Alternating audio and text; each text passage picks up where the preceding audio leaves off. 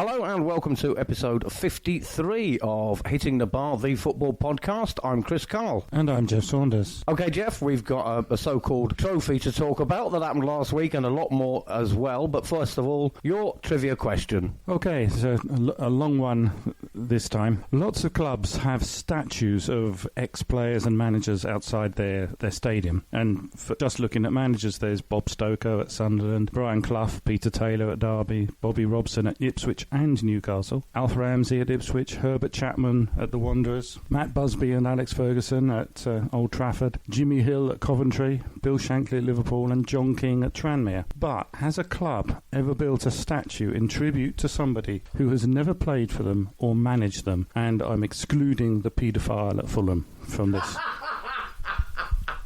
So we're talking about somebody who's involved in football. Intriguing. All right, you and I, Geoff, sat through the Community Shield, or the Charity Shield as it used to be called, the opener for the season. Arsenal won on penalties. Does it matter? My opinion is that really, okay, they've won a trophy. Arsenal fans have been gloating about it, mentioning Tottenham throughout. I don't know why. Does it really matter? I'm not sure it does. No, I agree 100%. If anyone says it does matter, then ask them what happened in last season's Charity Shield. And you know, can anybody tell you the answer without Googling? Here's a question for you. Who has won 4 of the last 7 Community Shields? Well, as you say, I mean, I can't remember who won last year, so I've no idea. The Wanderers, believe it or not. Yeah, I didn't know until I looked it up. So it's a completely meaningless thing. You can't say it's a trophy because it's only 2 teams involved. And let's remember why it was the FA and the Football League getting together to raise money for charity, a match to raise money for charity, and that's fine. But let's not pretend it's actually a trophy. It's not of any great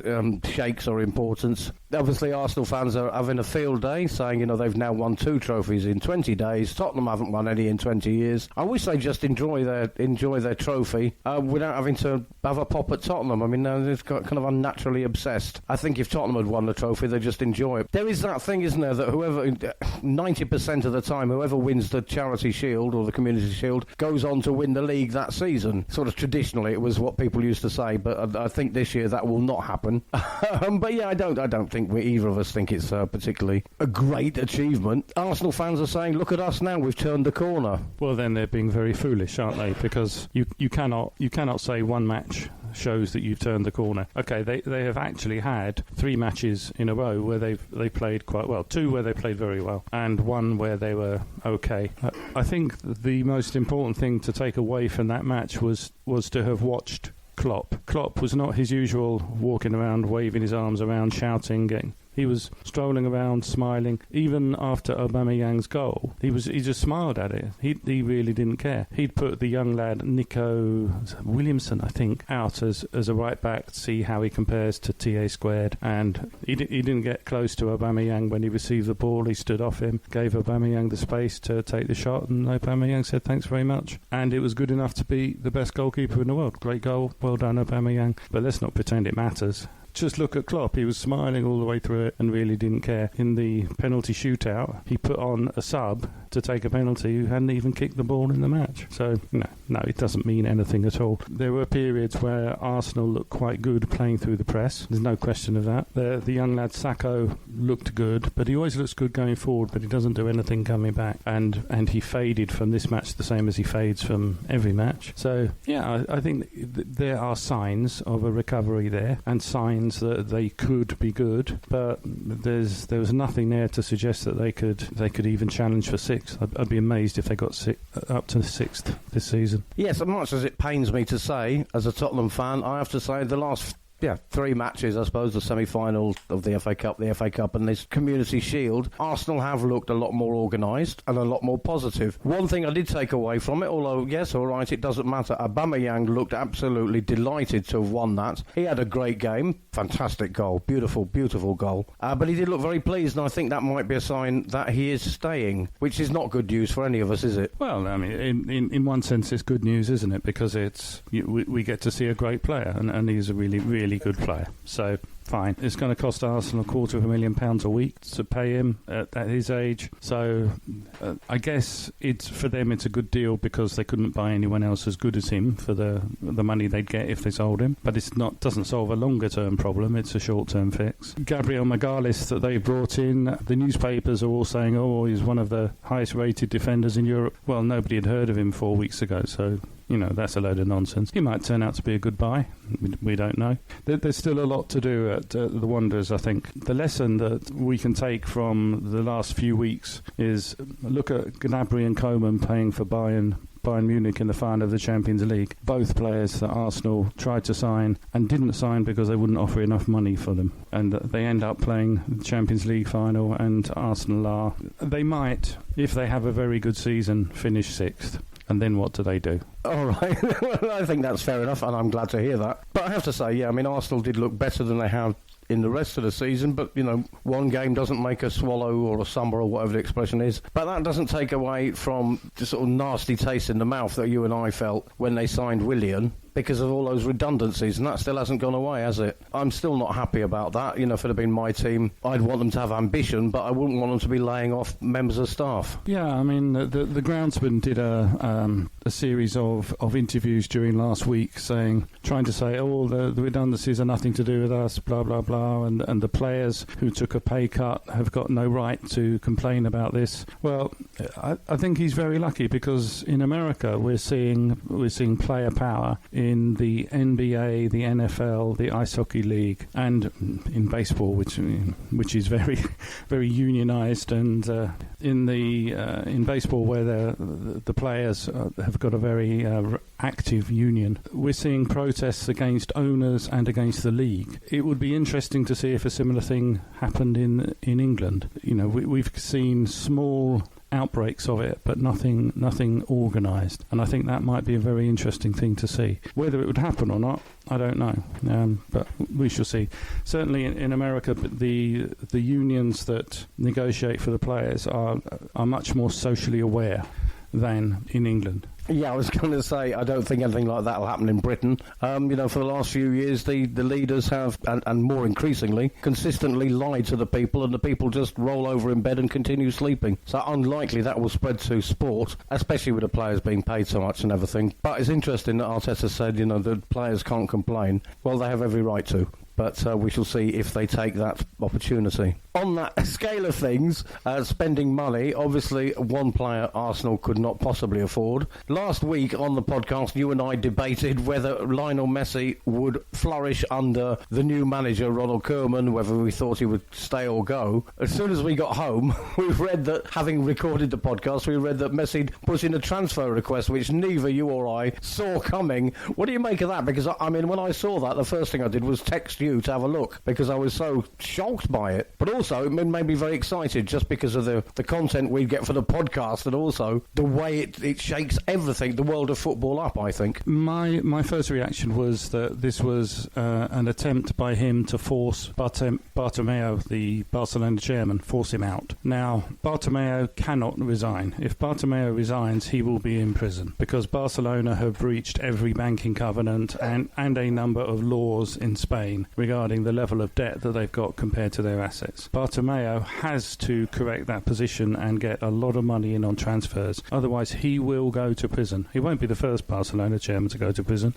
Or the same is equally true of Real Madrid presidents, by the way. But Messi is clearly trying to force him out. I said last week that I didn't think Messi could leave, and one of the reasons was I don't think there's certainly no club in Europe that could afford him. Now, by saying afford, doesn't mean they could not come up with the 90 million a year to pay him. I think there are a number of clubs, obvious ones we can all think of, where they could. But what they couldn't do is suddenly find the extra 150 million that they need of income to balance them in the financial fair play. And that's the issue. It's not about how much the transfer fee is or how much money they have to pay him. It's, can they balance their books with financial fair play? And I don't think any club in Europe can do it. That's true. But one suggestion would be that you get rid of all your players apart from the goalkeeper and sign Messi and just let him win the match on his own, because he is that good. You and I were saying he scored a third of all Barcelona's league goals last season. nearly as many as Burnley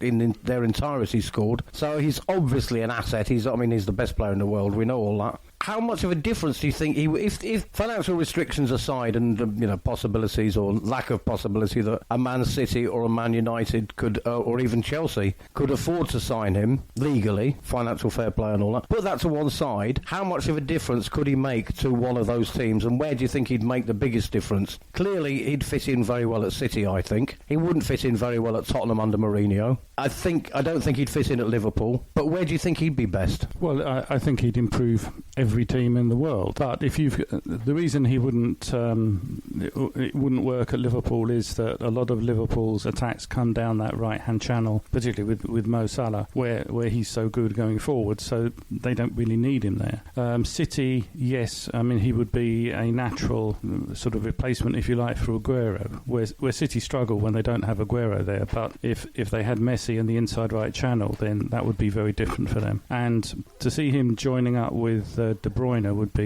be wonderful to see. So you just think Messi at his best and Barcelona at their best when Messi was there in the inside right channel coming to the left, and Iniesta starting from the left and coming and crossing. So that would be absolutely phenomenal. But any team will be much better with him than without him. And his goals record, where he scored in club terms, he scored the same number of goals as Ronaldo, who's played 120 matches more. And then we start getting to assists. No one in Spain has got as many assists as Messi. So he'd be a phenomenal addition to absolutely any team, even Burnley or Stoke. It really doesn't matter. It really doesn't matter. And as you say, stick a goalie there and him on the pitch, and he's still got a good chance of winning. Yeah, obviously if he's playing for Stoke, he's playing against lesser opposition, and really you could just stick him on his own, or just have every single Stoke player passing the ball to him, and you're guaranteed a win. So he'd improve everybody. He's 33 and he wants a lot of money, and he's earning a lot of money. You couldn't sell him on, so you're not, you'd get 2 or 3 years great value out of him. You'd probably, if he's at City, you'd probably win the league. I think if he went to City, we'd all be looking to them to win the league that season. But it's a moot point, isn't it, really, I suppose? So you think he's going to stay, do you? You think Barcelona will force him to stay? Because he was supposed to turn up for training yesterday and he didn't turn up. I don't know what that means. Well, I'm pretty sure his lawyer said to him, by sending this legal letter by Burofax, which is it's the electronic ignition of a recorded delivery letter. So it's how lawyers send recorded delivery letters now.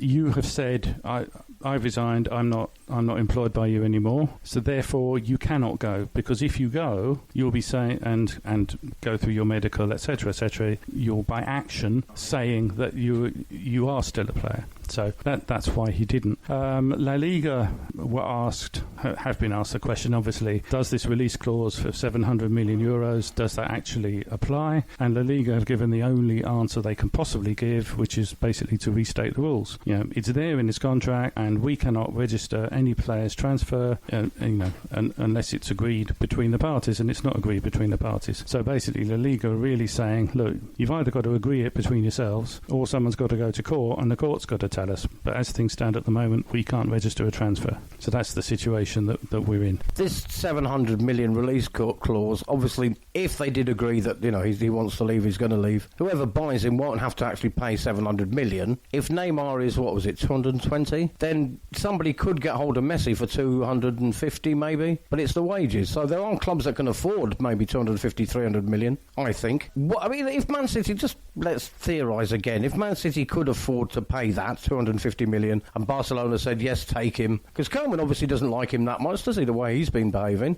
Could City just afford that? And how could they persuade? Do you think they could afford the wages? Because City have got money. Yeah, affording the transfer and affording the wages are not the issue. The issue is the financial fair play rules. Paris Saint-Germain could afford him. Chelsea could afford him. Manchester City could afford him. Manchester United could afford him. But where are they going to get the income that's going to balance the books for financial fair play? Now, it's possible that actually within that question is the answer. So what is his 90 million wages? How's that made up? How much of that is media driven? How much of that is sponsorship and all those sorts of things? So, I'm quite sure some commercial lawyers can come up with something anything that in the normal course of events which could make that work. But 90 million is a huge number, and that's going to be difficult. It's going to be very difficult. I don't think it can be done. The issue, though, for City is, why would you want to pay 90 million a year and pay 200 million to get him when you could get Dybala from Juventus for, he's worth 100 million, you probably get him for 70 million at the moment, and he's Messi light if you want to look at it in an insulting way. He plays in the same position, plays exactly the same way. He's not quite as good, but he's a very good second choice for him. 68 goals from 161 matches for Juventus, and that includes the season before last, where Ronaldo insisted that Dybala didn't play and he came on as substitute for 20 times and didn't score many goals that season. Or you've got Lautaro Martinez at Inter, 42 goals from 110. Neither of those two players are strikers. They're not the main goal scorer in either team, but a 40% return goals to matches is extremely good for a creative forward. And Dybala is 26 years old and Martinez is 23. And if I was City, I'd be going for either of those. What does fascinate me is that Messi, Dybala and Martinez in the inside right position are all Argentinian. Why does Argentina keep producing these fantastic inside forwards? That's a good point. Yeah, that's interesting. I like that. Dybala, I think Tottenham were after him, weren't they, last year? And there's no surprise there. Why not? Probably a better prospect. You're going to get many, many more years out of him than you would Messi. But Messi is Messi, and there's so much that surrounds him. Shirt sales and ticket sales, all image rights, and all those things that come around Messi that would create such a media storm and such great interest in Man City or whoever. You can see why there is interest, but realistically we both probably think not going to happen. But where does that leave Barcelona? Because then you've got a striker playing for you next season who's unhappy, already put in a transfer request, and when Koeman went, and you said straight away Koeman is not the man for the job, and when he went there, the first person he called was Luis Suarez to say you're not in my plans. The second, then considering Messi is the most important player at that club, he was the second person Ronald Koeman called and was told you will just a team player, you will no longer have your special privileges, whatever they were. I mean, for me, that is not very good man management, is it? You've got your star player who scored a third of your goals, and you're putting him in his place. What do you make of that as a management style? Well, the word I would think of is it's ignorant. And you look at the great managers over the years. Look at how Matt Busby managed George Best. Look at how Alex Ferguson managed Cantona. You have to manage people according to who they are and what they do and what they bring to your team. And, these great managers talk about teams. Sometimes that individual gets away with something which others don't, because they are so important to the team, and you have to manage them in a way that gets the best out of them. Well, I think, first of all, hiring of Koeman was very provocative, I think, from Bartomeu, because he must have known there's no way that Messi is going to like that. In fact, not just Messi, but the team. The footballers talk. They've got friends all over the place. They start off in the youth team, and they're best friends of the players. They play together as youth footballers, and then you go your different ways in various transfers. Do you think these players don't know of Koeman's record? Particularly the ones in Spain. Do they not remember back a couple of years to Valencia and Koeman, how he nearly got them relegated? The third best team in Spain getting relegated. I mean, it's extraordinary. So I think it was very provocative by Bartomeu, and maybe his thinking was, okay, if we can get somebody, really piss Messi off, make him want to leave, and somebody comes up with sort of 300 million or something for him, it solves the financial problems at Barcelona. Maybe. But it's not just that there is your main player, the one who scores a third of your goals and makes the other a third of the rest of them, because his assists, he's miles ahead in assists of anyone else in Spain and Europe, in fact. It's not just that, but Bartomeu then came out with this list of the untransferables, so everyone else who wasn't on the list thought, hang on a second, they want to get rid of me. So you haven't just got one player who doesn't, he's going to stay but doesn't want to play for them. If they can't get rid of these players, they're going to be there as well, expected to play for the team. And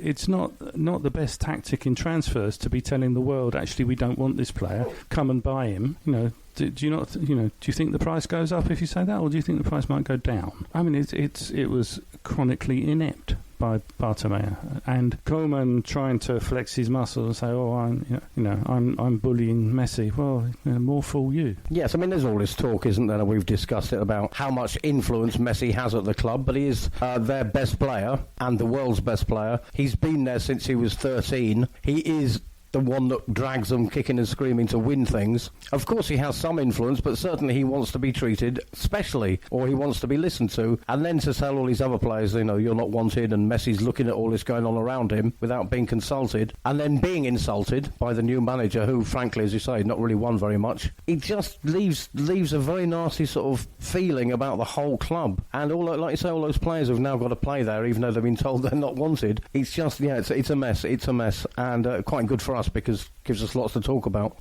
Talking of people who have many assists, Jack Grealish was finally called up to the England squad yesterday, but only because of a couple of injuries, including a couple of players pulling out, including Marcus Rashford. Southgate said that he didn't pick Grealish initially because there were too many good players in the position he plays in. He wants to play him in, which is sort of on the left wing, isn't it? On the left wing, far forward, which Grealish plays further back. But he played for Villa, who nearly went down. 7 goals and 11 assists, I think, this season gone. Why wasn't he picked initially? I can't believe it. We've all been clamouring for it and screaming for it, and none of us can understand why Grealish hasn't been picked, but now he has. He's really got to, in the match coming up on Saturday and next Tuesday, he's got to make his mark, hasn't he? What Southgate said is just simply untrue. Grealish is not a forward. He's an attacking midfield player. He plays, his starting position is in a deep inside left position, exactly where Iniesta used to play. And so to compare him to Rashford and all these other players that he compared him to is just false. It's just dishonest because that's not his position. Now, the reason for him saying that is that Southgate doesn't want to admit what he's actually doing, which is trying to copy Liverpool. Because Liverpool don't have that creative passing, dribbling midfielder. All their creativity comes from the fullbacks, left and right fullbacks getting forward, and they by winning the ball as high up the pitch as they possibly can, this counter-pressing, they win the ball near their opponent's penalty area, and then you don't necessarily need this passing genius or dribbling genius to get you to that position. So Southgate is trying to copy what Liverpool do, which I don't think is going to succeed because, the players that make it work aren't all English players. If you haven't watched much of Grealish and you can cast your memory back, Gascoigne, they're so similar in how they play and what they do. Are you telling me you wouldn't want Gascoigne in the England team now? Of course you would. But that's how Grealish plays. And the people criticise him and say, he goes down too easily. The statistics prove he was the most fouled player in the Premier League last season. He has lumps kicked out of him and he keeps getting up and keeps delivering. Only De Bruyne had more assists than him in the league this year. And he was playing for a team that was nearly relegated and should have been relegated, in fact. But that's another issue. No, I think Southgate is treating Grealish incredibly badly, and I can't quite understand why. I think it's interesting what you said there about Grealish being the most fouled player in the league. I think I'd want that player in an international team because by rights that means that you're going to win plenty of free kicks and possibly penalties, so get him on the pitch. The comparison to Gascoigne, I'm not sure, Geoff. I'm not sure. He certainly, I don't think, can take free kicks like Gascoigne. I think that's probably missing from his repertoire. But however, I think the rest of it, probably he's that player, and he certainly should be in the England team. Let's have a little look at some transfers that have been happening. Tottenham have signed Doherty from Wolverhampton Wanderers,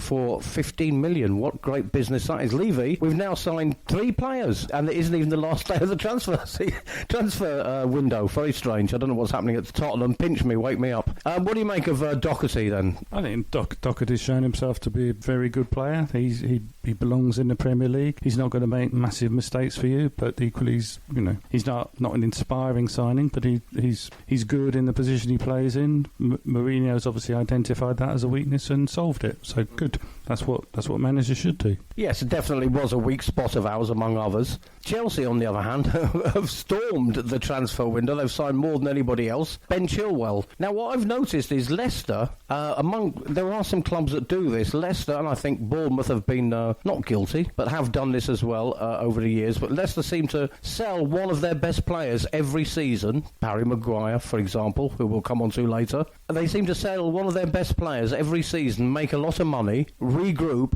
and then do quite well the next season. And Leicester have done that consistently. But with Chelsea, what do you make of these signings? So I think I'm as a top four contender supporter, I'm a little bit worried about Chelsea now, because I think they could be challenging for first place now with some of the signings they've got. Yeah, I mean, I have to say, I've been saying for a month that I couldn't understand why they wanted or needed Kai Havertz. Now, not because Kai Havertz isn't a great player, because he really, really is. He's scored 46 goals in 150 appearances. He's the youngest player to play in the Bundesliga, the youngest to get to 50 games, the youngest to get to 100 games, broken every goal-scoring record for his age. He's 46 goals in 150 appearances compared to De Bruyne, 36 from the same. Okay, he plays a little bit further forward. He's an attacking midfield player, but he is absolutely brilliant. A top team should buy him because he's just an amazing player. If I was Mason Mount, I'd be extremely worried because I'm not going to get much game time now, because they play in exactly the same position. But Havertz is a step up from Mason Mount, definitely. They got Timo Werner, who's a proven centre forward goal scorer. Ben Chilwell is a great buy. I mean, he's only 23 years old, remember. And yeah, Leicester, they sold Chilwell this year, Maguire last year, Mahrez the year before, Kante the year before that. And all of those players, you think, oh, they couldn't replace them, but they've replaced every single one. And certainly in the case of Maguire, with better players, a better player. But so yeah, somebody really ought to be looking at Leicester's scouting and saying, where do they keep getting these players from? Because they keep doing it. They're doing very well. I think the key buy for Chelsea in defence is Thiago Silva, who comes on a free. He's 35, so you might say, oh, he's too old. But if you looked at him in the Champions League final, he was one of the best players on the pitch. And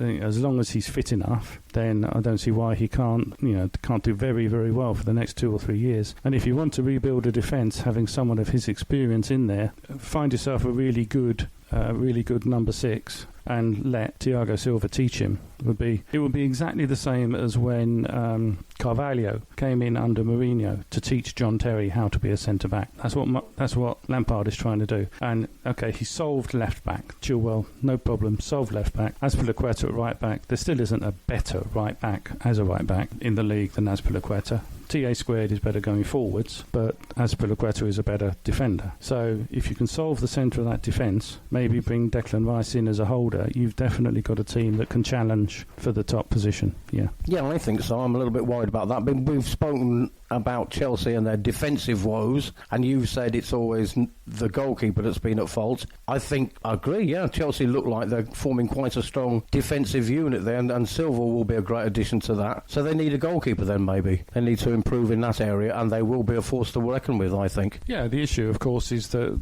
they spent 72 million on Ariza Balaga and have just shown that they don't think he's worth it. So who knows how much money they can get from him. Petr Cech has started the marketing offensive by saying that he thinks our keeper Ariza Balaga is a great goalkeeper. Well, okay, if you think he's a great goalkeeper, play him and let him prove it. But Chelsea have made a couple of bids for the Rennes goalkeeper Edouard Mendy. They're going to get him for about 20 million, I think. I'm not convinced about that, but yeah, if Petr Cech says he's good enough, and then I'm not going to argue with him. Obviously, Chelsea are looking good. Hakim Ziyech out of that great Ajax side at 35 million. That's pretty good. He's a veteran carrier in midfield, but 96 goals in 280 games, 1 in 3. That's pretty good. Chilwell, Timo Werner, Thiago Silva, Kai Havertz. That's going to be a very good team. It is, yeah, definitely. That was the point that we were making there, is Chelsea are going to be a force to be reckoned with. Another team that's looking to improve, of course, is Manchester United. Still not managing to sign Jadon Sancho. That drama, that soap opera rolls on. They did make a good signing yesterday for just 40 million euros, which is, of course, less in pounds.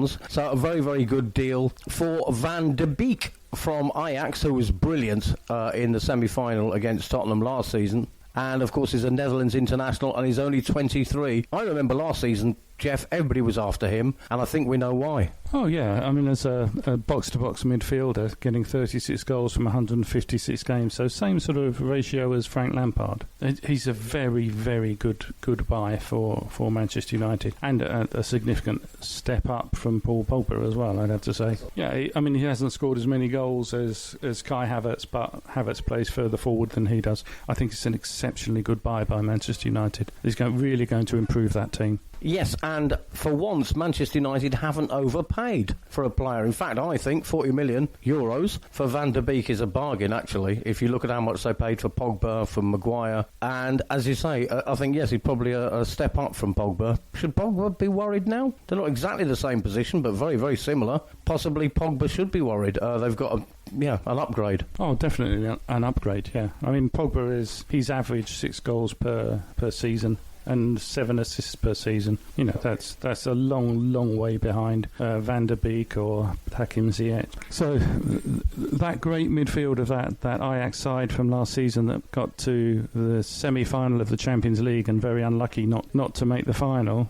De Jong, De Beek and Ziyech have now all gone. So maybe along with Leicester, people should start looking at where Ajax getting their players from, because those are three. That midfield was absolutely fantastic, and they destroyed everybody they played against. Just Tottenham got lucky, but they've all gone now. It will be really, really interesting to see De Beek at Manchester United. I think that's a great signing, and Ziyech at Chelsea too. It'd be great to see them in the Premier League. Okay, well, we've got the Premier League starting in just under 2 weeks, so in next week's podcast we'll be talking about that. But before we do, and I'm sure it will be a controversy that will roll on and on, we spoke last week about Harry Maguire being arrested in Greece, inspiring J.K. Rowling to write a new book, Harry Maguire and the Prisoner of Mykonos. However, it's still going on, Geoff, and he's still saying all the wrong things and doing the wrong things. Should he have just let it lie and accept his punishment? Because, he's not very good in defence, is he? Yeah, very good. No, he's not very good in defence. And he's making it worse. The policeman who was involved in the arrest of Maguire has said that they treated Maguire the same as they would any other drunk Briton, and let's face it, they do get a lot of experience of this. Maguire has subsequently said he feared he was being abducted when plainclothes officers arrested him. Defender also insisted after the fact that 2 Albanian men had injected his 20-year-old sister with a drug. Well, okay, quite how that happens I don't really know, and most of these date rape drugs are given through drink, not injection. Anyway, one of the officers involved told the newspapers there was no mention of Albanians and nothing about his sister when we arrested him. This is a story that's come out afterwards, which is why it was not allowed in the court. What was allowed as evidence in the court was what was said to the police and was written down. So again, Maguire and his legal team are at fault there, and they're trying to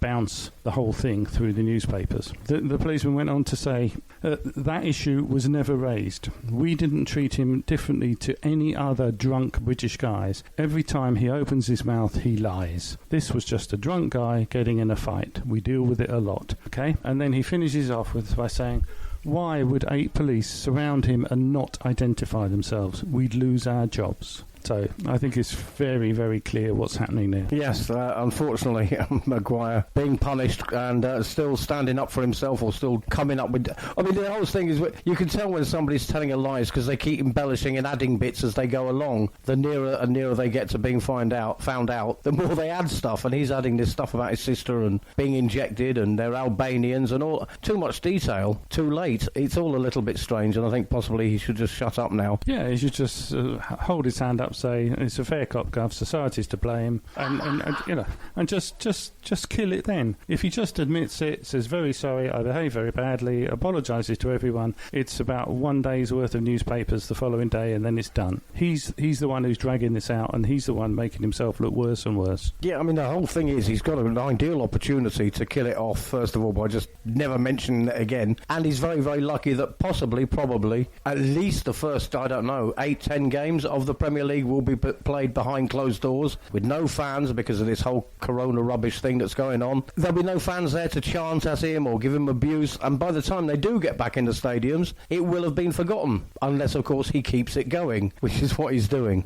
And remember, Southgate has been made to look very stupid, very silly, by putting Maguire into the England squad, but he did so because he spoke to Maguire, and Maguire assured him there was no truth in the charges against him. So now Maguire has made Southgate look very stupid. The solution to that problem was Maguire behaves like a man, stands up and says, look, I don't think I should be in the squad. I've got to devote time to the defence of this, and we'll let the England manager concentrate on the football. But he didn't do that. He lied to Southgate and made Southgate look stupid. You mentioned there, of course, England, and we're going to have our predictions for England against Iceland and Denmark against England, which are both coming up before the next podcast in just a moment. But it bears mentioning that the Premier League hasn't started yet, but the FA Cup preliminary rounds are already started, or pre-preliminary actually, I'll start, whatever that means. I don't know how you can have pre first, but however, that's what they're called, between the 7th and the 9th tier of English football, which means that for sure your village is playing. If they've got 11 men in the village, you will be playing this week. But today, I think there are 154